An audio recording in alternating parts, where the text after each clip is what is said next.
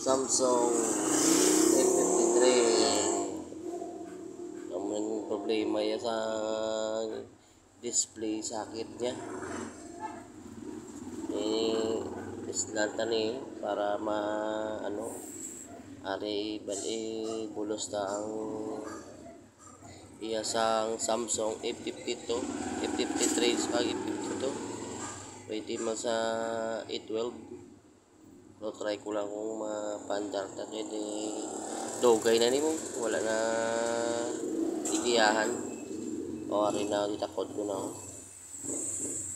Kamun sa ditakod ko na ang iyang display socket. Kaya yun na tulad pa ako doon sa lahat ng ligad. Ang ligad nga di ko. Kaya sumunod takto na niya. Kapila ko pa ni Diwaton.